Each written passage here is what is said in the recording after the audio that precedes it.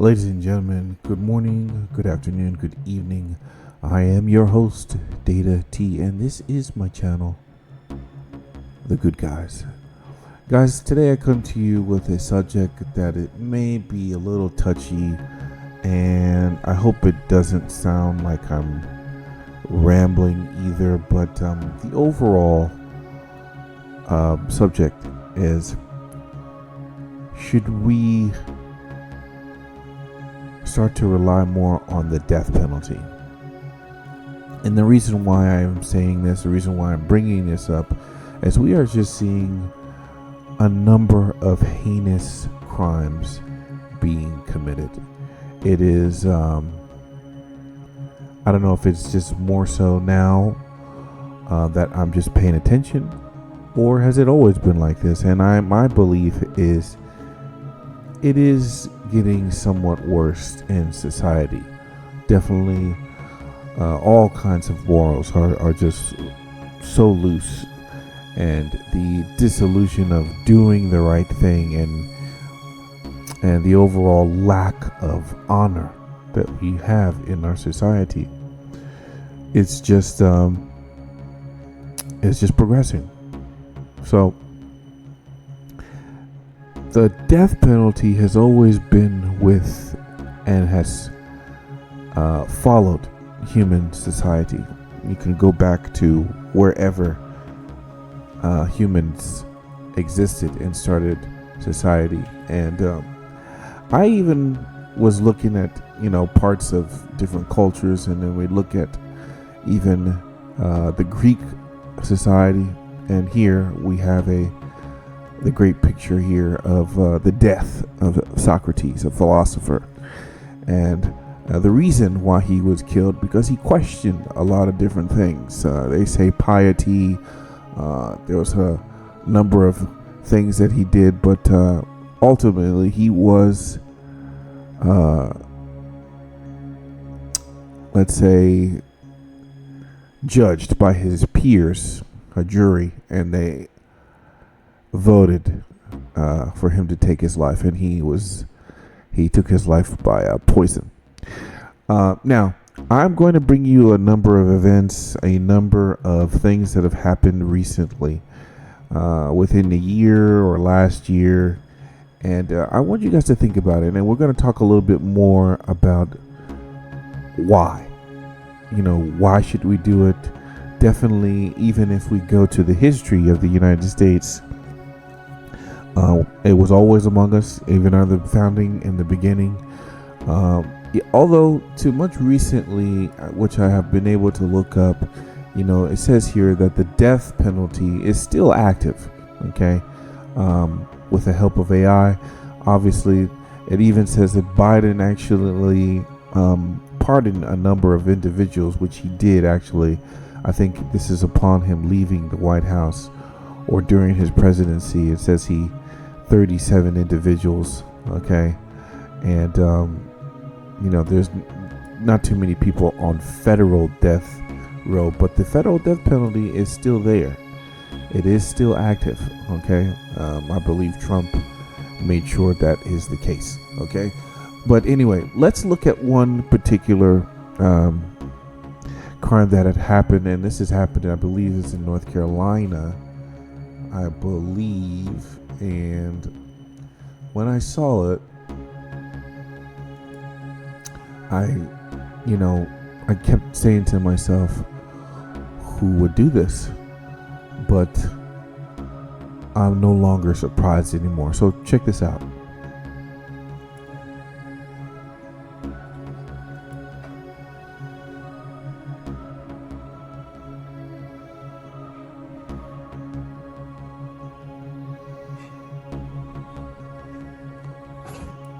Now,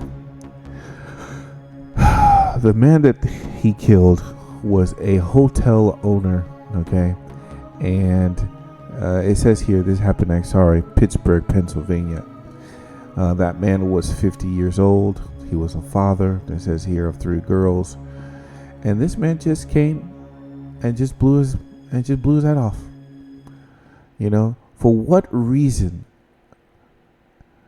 For what reason did he do this? Okay. And, to me, honestly, there is no reason for him to do this. Obviously, he got involved with the shootout with the cops. And even later, another incident, a double murder, happened to two Indian men again, and they were killed. Business owners, people who provide in society, okay? The better among us, in my opinion. But what do we do with these people? The heinous among us. What do we do with these people? Do we allow them to be in society? Because if we are going to allow these people in society, there is no better reason to be ready for them. And to be ready for them means that we are armed when we see them. If you're going to let them out, if you're going to make sure that they are roaming amongst the public, we have to be able to defend ourselves. But what we are also seeing is that there is a steady effort to disarm us. Everybody that knows anything about the 2A culture knows this to be true. Okay? Let me give you another incident that is not so clear and dry. Okay? But it happened recently, and it's something that has made me very upset, especially as a new father with a baby girl. I want you to check this story out, okay? For months, a little girl lived with the horror of rape at the hands of 3 young boys. Tonight in a one and only exclusive, the child's mother emotional in her demand for justice. Local 10's Byron Tullifson is live in Miami with this heartbreaking story, and nobody can even imagine their child going through this. Byron. Oh, it's just awful, and we do want to warn you viewers before this story begins that this story is very disturbing. I don't care if they get 10, 20, 30, 40, 50 years, 100 years. Guess what? I'm going to always feel like as a mother, as a woman, I'm going to always feel like it's not enough. A mother asking for justice for her young 12-year-old daughter after police say a group of boys took her into a community garden in Miami's Overtown neighborhood. One of them raped her for 30 minutes. At the end of the day, it did it. They did it. The 12-year-old girl telling police she was leaving her friend's house and saw the boys in a parking lot. Police say that 13-year-old Nelson Nunez grabbed her and forced her onto a couch in the Greenhaven Community Garden. Then, investigators say 12-year-old Josiah Jones put rocks in her mouth to stop her from screaming while Nunez raped her, only stopping when they heard her father calling out her name. Now, I want to stop it there. As the father, let's say you come upon this scene. What do you do? Okay, obviously you make sure that your daughter is all right, right? What's done is done. I don't know if many men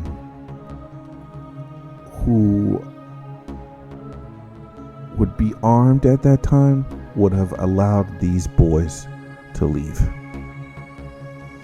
I don't know if this is an unspoken rule, but one of the things I think as a father and someone who has a daughter, one of the things that if we're going to be serious about being fathers, one of the things that we know cannot happen to our daughters is we have to defend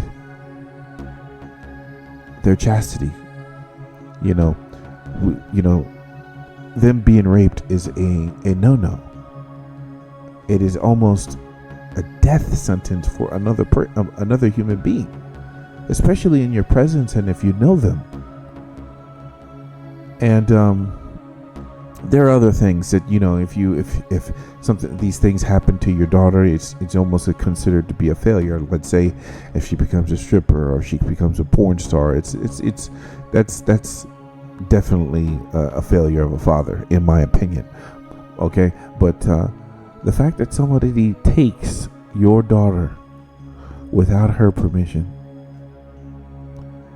it is the ultimate, reaffirmation that you have not protected your child. Okay? And, I understand that you can't always be there. That I do understand that. I have to come to grips with that. But imagine in your peripheral, in your vision, and you go out. Let's say your daughter goes out and you're wondering where she is. So you step outside and, oh man, where were you? I know the father is thinking, what was I thinking? But what should happen to these boys? Okay. And one of the things that I was looking at is they do have a trial and they have already been to court. I want you to take a look at this, because this also said to me, what do we do with children? Okay. Now there's different categories and I do want to go through them, whether they be children, whether it be really criminals, the criminal and insane, all that. Okay. And we'll go through it, but I want you to think about this first. What do we do with these two boys? And look at this and what happened in this courtroom. Hold on. You guys check this out. Ran high in a courtroom in Miami this morning. Attorneys for the boys charged in the sexual assault of a 12-year-old girl entered not guilty pleas on their behalf. Their families dispute police reports are pushing for their release. Shania Amara live outside of that courthouse after speaking with family and attorneys with the latest. Shania. Yeah, so ladies, this was the first real hearing in adult court here, and we watched as a mother sat in the gallery of that courtroom, visibly emotional, listening to attorneys argue that her 12-year-old son should not be sitting in adult jail. Now, the judge was not ready to move on that, setting a future court hearing to discuss that. So for now, those boys will be remaining in custody. He is not the child you guys are making him out to be. He was visiting for the summer.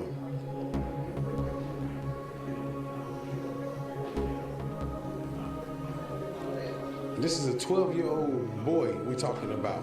We're gonna leave him in jail and put a life charge on a young man. Emotions from a father setting the tone outside a courtroom as attorneys enter pleas inside. Judge, he's in custody, and I also have the mother. For his son and a co-defendant. 2 of the 3 boys charged in the rape of a 12-year-old girl. We both will be fighting hard to get our clients out of jail. So to be clear, you pled not guilty on all the charges for your client. That's correct. A grand jury indicted the boys on various charges, including kidnapping and false imprisonment. Defense attorneys argue their clients should not be housed in adult jail, but prosecutors point to the serious nature of the charges they say began here in June of last year. Was really sad to hear that. Police say 3 boys, at the time 14, 13, and 12, attacked a girl in this Overtown community garden. The minors are in custody and did not appear in court Monday, but faced a bond court judge last month. So you're 12 years old? Yes. The report claims one of the boys put rocks in her mouth to stop her from screaming, while another boy raped her. The girl told detectives they finally stopped after hearing her father call her name. Meanwhile, back in court, The prosecutors have to give us all the information that they have in this case. emotional out. Okay, that's enough of that. Now, I'm gonna say this: what we have seen, especially with the Me Too movement and various and numerous cases where men, boys, have been accused of rape, and it's not true. Okay, that is one thing that I am thinking about. This: what if those boys didn't do it? Okay, now if they did a rape kit, if they find that this boy is semen, all that kind of stuff, then what do we do with those children? Now, obviously, we hold them in juvie for a period of time. Okay, then at the age of 18, you charge them as adults. That's usually what happens. Do we institute the death penalty for this? Some people would say yes. Me personally, I would say absolutely yes. Do we say no? We don't execute minors. And I would agree with that. Yes, I don't want to execute a minor. hold them till they're 18, and then you get rid of them. Okay? That may sound harsh. I know it sounds harsh. And if they really did do it, then yes. But see, with the case of sexual assault, the case of rape, you have to be sure. Okay? You have to be. And this is one thing that we do not want to get wrong, because if we do get it wrong,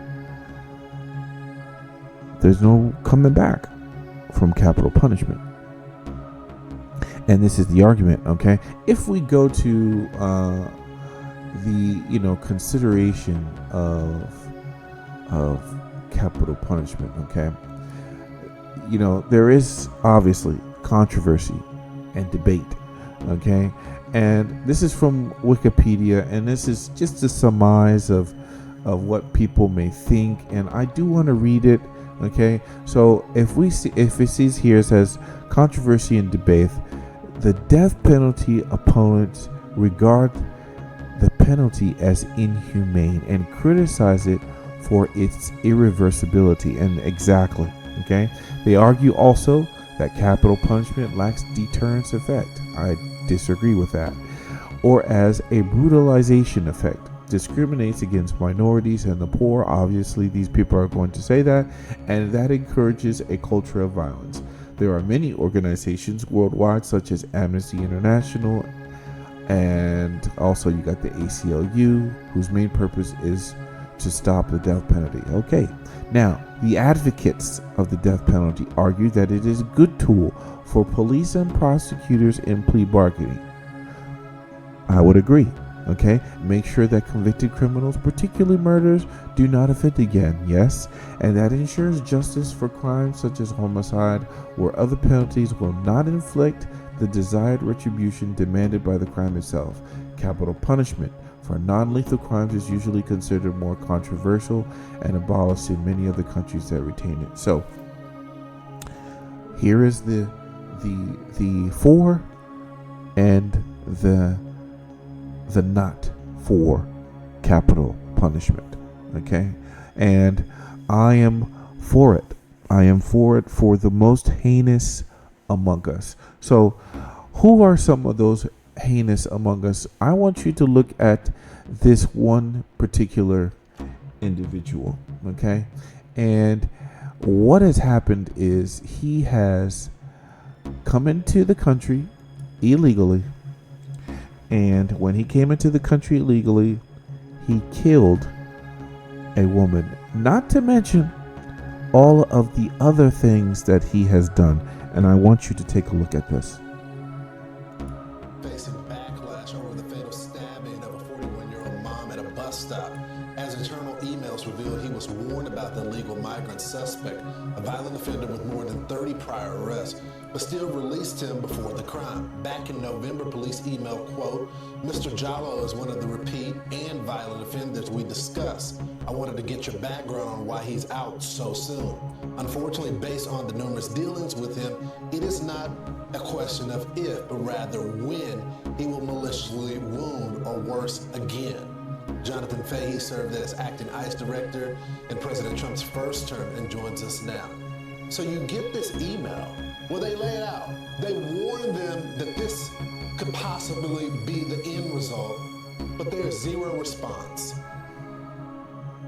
Yeah, that email is really chilling when you see what happened just last week when this woman was brutally murdered in Fairfax.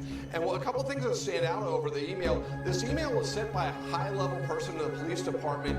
It was certainly intended to convey the fact that nothing had been done about this guy despite his numerous arrests, and the fact that they wanted something on record that they had been calling out to do something about this guy because he had 40 prior arrests. And he also had over 100 contacts with the police department. He was known in an email in May of last year. They emailed the couple's attorney to say he's known to stab people. In August or July of that year, they sent a similar email saying, we want to go forward with the case even though we can't find the victim. And cases were repeatedly dismissed And this is so horrible because it's entirely preventable. But what makes this even worse, this Commonwealth's attorney, this isn't like the first time something like this happened. Just in December of last year, an MS-13 member, murder charges were dropped against him. He was also an illegal alien. He was released back in the streets, not turned over to ICE.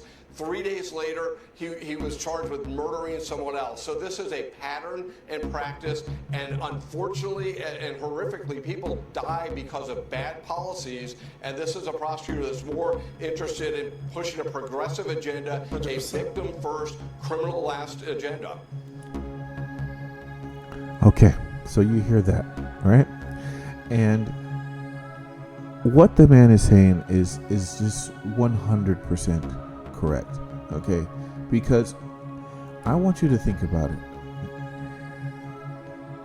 If you release people like this, people who just do not care, okay?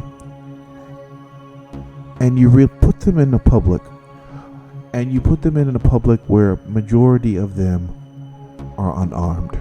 Majority of them do not have empty-handed skills. Majority of them, if they even see blood, they are going to faint.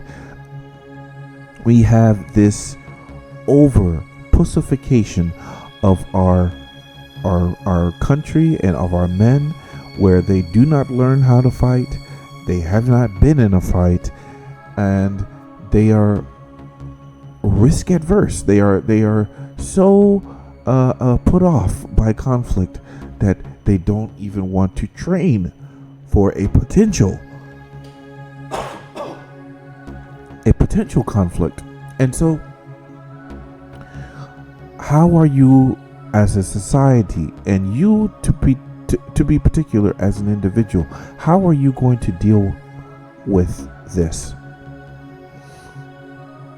The only way you can deal with it is you have to be serious, minded about your security and that of your own family. Meaning, you have to have the protector mindset. Majority of these individuals that he has attacked, majority of those people, they're not self-defenders. They're regular people doing regular things in their society, and then they run into this man. Think about it.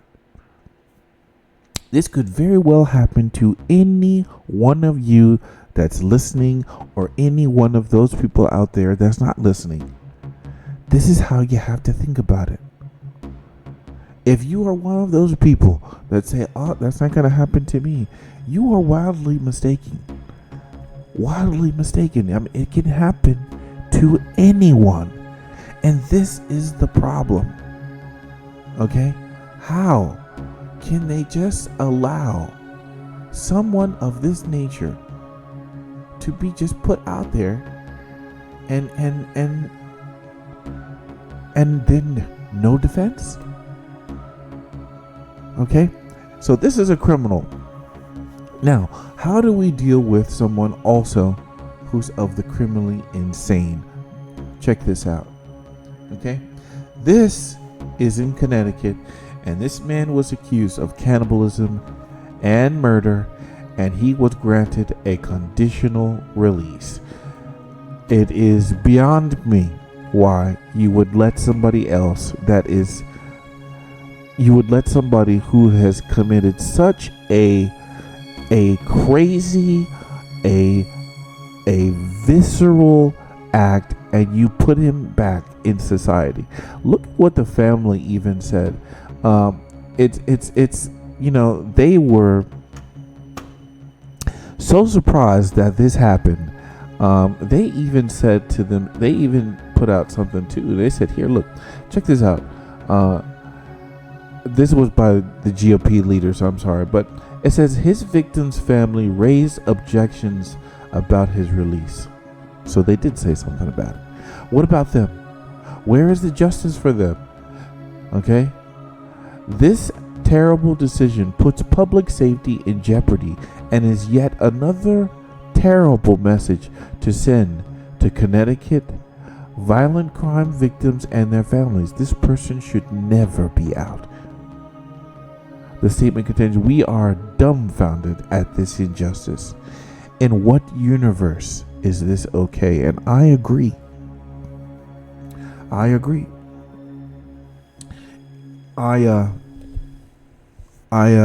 a very huge fan of Batman. Okay, and my only problem with him, is his philosophy when it comes to criminals. We know why he doesn't kill, because if he ever does it, he'll never stop. He will always make the justification for it, and I understand that. But there are certain people that need to go. If this man gets out, and what we saw already prior was the particular example that the man had talked about the MS-13 member who they apprehended him for the heinous crime that he did, and then guess what? 3 days later, he went out and killed another person. So what universe does it make sense to not get rid of these guys? Now, you can't be your own judge, executioner. I understand that to a degree, okay? But if the state isn't going to do it, if the government is not going to do it, that means that these people are just going to be going around and wreaking havoc on society, and there will be no recourse. And this is the reason why I believe there has to be a talk about reviving capital punishment. There have been so many states now, and even in when it was in the United States, that have just decided that they are not going to institute capital punishment. They don't want to. They do not want to have it in their state. They want to get rid of it. You know, all these things. Even if we look it up, let's say, look, check this out. Let's see if we look up how many states, okay, have the death penalty, okay?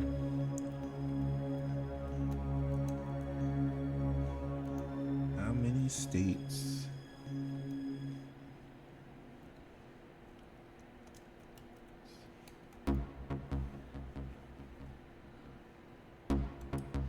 okay, so here it says 27. All right, it is constitutionally permitted only for murder, with permissibility for use of crimes against the state not having been legally decided.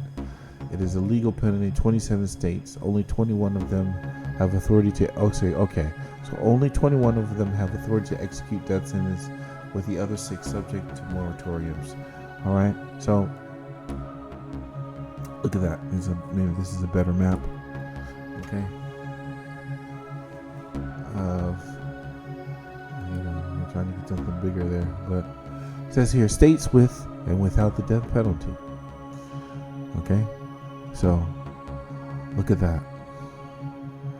These tend to be the red states. Even California has it.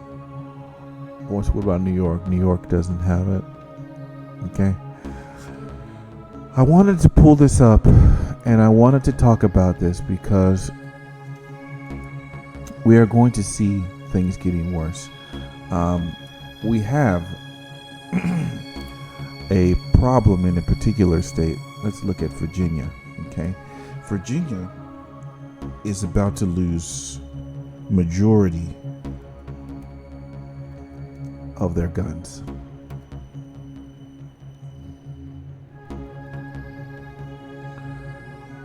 Okay, this woman is coming after people's firearms, and you know, the fact that they are trying to get rid of assault weapons, which nobody knows what those are, and the way they have classified so many guns out there that they now want to get rid of.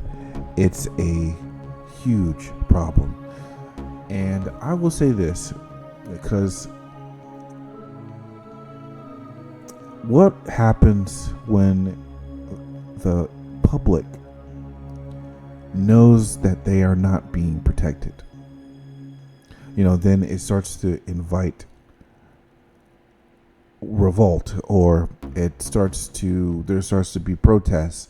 There starts to be many things that happen. But luckily, what we do have, or what we have in the country, and even in that state of Virginia, there is many sheriffs, there are police officers that advocate and say, you know what, we're not going to enforce this. This is not going to happen. But there are states out there that's just going to make it more difficult for you to carry. And in the face of evil, folks, okay, in the face of evil,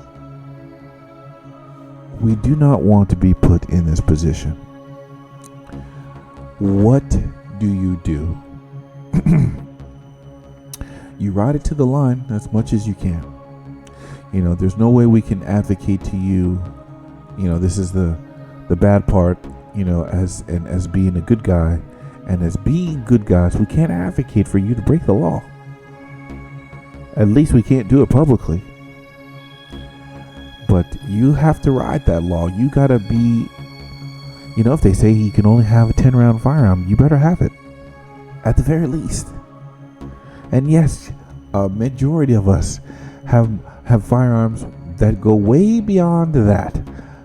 Okay? But at the very least, have these things. I mean, if they say you can only have a knife, then you should have a knife. And even though you may still have a gun, it may be outlawed, you may have to put it somewhere, it may not be able to be accessed, you may still have it, you just don't talk about it. And what we need, in my opinion, is we need a very strong reinvigoration of the death penalty. I do only want to reserve it for the most heinous among us. That is true. And we have to be sure. And I guess this is the reason why we have this 3 appeals for the death penalty. I know that happens in federal court, but what are we going to do if these guys take over? What is the average person supposed to do? So I say to you, good people carry guns. Good people should always have guns. And if good men do nothing, there will be no good guys.